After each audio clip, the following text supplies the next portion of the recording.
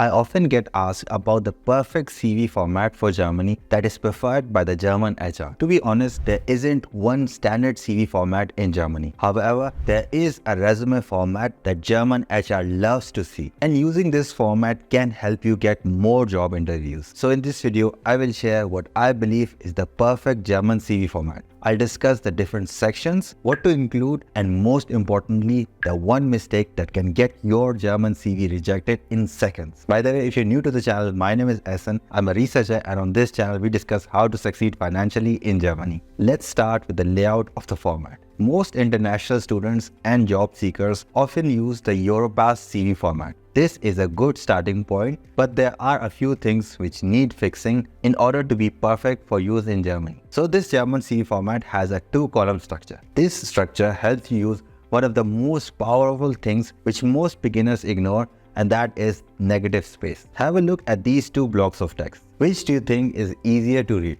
Most people would say the block on the right. That's because there is clear space between the text and it's easier to read. Enough negative space enhances visual hierarchy and allows the readers to focus on the key elements. And this is exactly what we want for HR. We want to guide their eyes to focus on the most important thing. In the case of our German CV format, the two-column layout gives us enough negative space to direct the eyes of the HR towards the important things. Next, we have the design elements. Before coming to Germany, I made many beautifully designed resume templates. I used color theory to combine colors and create visually appealing designs. This did help me land freelance web designing gigs because that was needed for my job. I needed to show my creative side to get noticed. So depending on your field, your resume could be a Behance portfolio, your own website, or a well-designed CV. But the chances of you watching this video, searching for the perfect German CV format for a visually creative field are nearly impossible.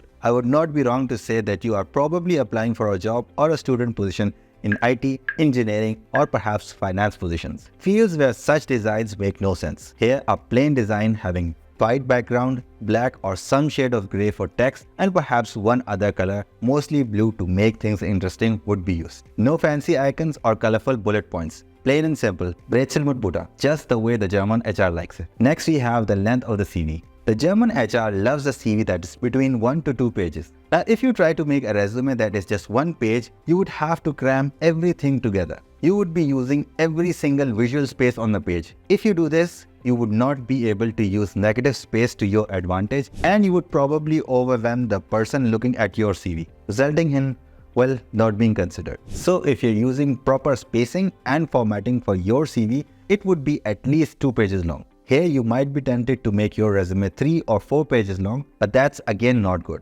Your CV in Germany should be 2 pages long and not more than that. If you are highly experienced or have many certifications, you should only mention the ones that are relevant to what you're applying for. And if you have many things which are relevant, just pick the most recent ones. The next point is not directly connected with the German CV format, but it's quite essential. But before I share that, please hit the like button if you're getting value from this video and consider subscribing. Alright, the next point is the language of your CV. Should you write your CV in German or English? It's quite a dilemma. On one hand, if your German CV is in actual German language, it could open more doors for you. But on the other hand, this also increases the expectations of your German language proficiency. As an international in Germany, you may never actually become fluent in German, but this shouldn't keep you from writing your CV in German language. Here you have to be honest with yourself and give a realistic assessment. A simple scenario that helped me answer the question of whether I should write my CV in English or German was, what if someone called me on the phone to set up an interview? How comfortable would I be to answer the questions? This actually happened to me. I had applied somewhere with a CV written in English. A lady called me to set up an in-person interview, but also asked some questions about me, like my educational background, my student projects, and basic stuff about my hobbies, etc. I was able to answer these questions quite easily in German. I know my answers weren't perfect, but I was comfortable enough. From that day, I only applied with a German CV. I did mention that I had a B1 German proficiency, so any honest HR would not expect fluent German from you. Let's shift gears and talk about the content of the German CV format preferred by the German HR. On the top, we have the full name and then the up-to-date important personal information like your phone number and email so that you can be contacted. Generally on the right hand side is the photo. Now Germany has laws against discrimination, so if you're not comfortable, then don't add it. However, I would recommend you to attach one. The law is there, but I'm not sure how it can be actually enforced. I would actually prefer to be rejected directly from my CV by someone who would discriminate against me just by looking at my picture, rather than me waiting for my time to get an interview and get rejected at a later stage just because of discrimination. That's why having a picture is very essential. Here, most people, especially from the subcontinent, post their passport photos. Those weird low resolution photos with blue background looking at the camera like, don't add those passport photos, please. If possible, get a professional photo. You can get a professional photo taken at a reasonable price. But I remember back in my student days, there was an offer from my university to get a free professional photo. I also got my professional photos done. Personally, I did not like how they turned out, but I thought maybe the professional would know better. So I used that picture in my resume. Weirdly, in one of my interviews, the HR manager told me that in person, I had absolutely no resemblance with my resume photo. The photo made me look 5 to 10 years older. This is that photo. Let me know in the comments if you would have used that photo if you were me. I think even a professional photo is not necessary. Most people can do post-productions with the photos themselves. You can take a selfie or ask a friend to take a photo. Make sure that you have good lighting, preferably outside with some greenery in the background. No t-shirt, perhaps a polo like this or a collared shirt. And make sure that you smile and show some teeth if possible. This would make you more friendly and approachable. Ideally, your phone should be able to give you a great result, but if you think it's missing something, you can use a free website to make some quick changes. After that, we have the motivation or professional profile section. This is a topic that divides opinion. Some believe that the perfect German CV format should include this section, while others consider it unnecessary. In my opinion, a profile summary isn't essential, but if you choose to include it, avoid overloading it with keywords. Some people think that stuffing their resume with all the keywords from the job posting, they'll be selected by the resume screening software. Let's assume the software does pick your CV. It still gets forwarded to HR. Here, an actual person reviews it. If it's just filled with keywords, HR will likely reject it without much consideration. Instead, aim for 3 to 4 concise sentences that highlight the most relevant aspect of the job posting. Then we have professional experience and education section. Depending on whether you're applying for an educational or professional purpose, the positioning of the two sections can be exchanged. For student positions, you can put the education section first if you don't have much experience which is relevant to the student job or thesis position you're applying for. For both the sections, on the left you have the time frame, so the start and end dates. Only the month and the year would be sufficient. Talking about the content, you have to follow the reverse chronological order. So the latest thing would come first. In the experience section, for each job, first mention the title, the company name, and then the city. After that, list your responsibilities and achievements in bullet points. Quantify your achievements with numbers and percentages to make them more impactful.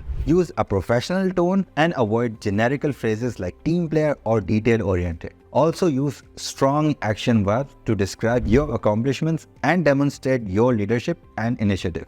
Use a variety of verbs to keep the language engaging and interesting. If you have a lot of experience, just stick with the most recent 3 or 4 positions. Because the HR reading your resume doesn't have much time to look deep into everything. Some people might even take it negatively. I can speak of that from personal experience. A while back, a student contacted me regarding a thesis position that we had in our company. The students shared their resume with me. They had so much information saying that they were perfectly skilled with 6 or 7 different programming languages. They were able to do circuit designing, measuring station development, software development, microcontroller programming, Android app development, so many things. It might be possible that this student knew all of those things, and it's totally possible that this student was really skilled. However, it's highly unlikely that someone with so many skills is really good at every single thing. Yeah, everyone embellishes their resume a little bit, but be careful because that might also be a really negative point for you. You can also get help from language models, but make sure that you're using the right prompt. And even after that, try to change the language which you would use. You don't want to give a robotic vibe. In the education section, first is the degree, then the institution, and if you have relevant courses or projects, then a couple of bullet points mentioning them. If you are applying for a student position or if it's your first job, then you should put your grades as well, otherwise it's not necessary. If you have any certifications which are relevant, then you can mention them here as well. Don't forget to add your software competence in the skills section. The two next sections, which most internationals ignore but are essential in the German CV and the German HR also takes notice, are the language and hobbies section. As a foreigner, it's absolutely essential to have the language section. Make sure that you include your German proficiency level based on the European framework. You don't have to mention individual levels for reading, writing, etc. Just the overall score would be sufficient if you have given an exam. You might not think that hobbies is an important section, but believe me, it plays an important role, especially if you don't have much work experience. Every single point that you put in your hobbies section can mean something else. For example, if you write down that you like reading books, this can relate to you being good at reading a lot of documentation. Many hobbies can relate to other skills this way. I remember a while back, me and my colleagues were looking at a CV. Everything was quite good, but one colleague pointed out that this resume didn't have a hobbies section. He said, how is it possible that one doesn't have hobbies? In the end, this person wasn't picked. Now, I can't say for sure whether this was the main reason, but I can definitely say that it did have some influence. As I mentioned in the start, there's one thing that will get your German CV rejected within seconds, and that is mistakes in your resume. If the German HR sees even a single spelling mistake, you can say goodbye to your application. Having mistakes in your CV can create a negative impression on potential employers. It's a signal of lack of attention to details and may make you appear unprofessional. Errors can also confuse hiring managers or affect how your resume is processed by the screening software. Ultimately, even small mistakes can reduce your chances of standing out in a competitive job market. Now, if you have stuck around till this part of the video, I really appreciate it. And as a thank you, I am putting a link to download this German CV format for free. And if you are one of the lucky ones who is able to get a contract, it's very important to understand it before you sign it. In this video, I share what you should do before signing a work contract in Germany. Thanks for watching, Bleib gesund, and I'll see you in this video.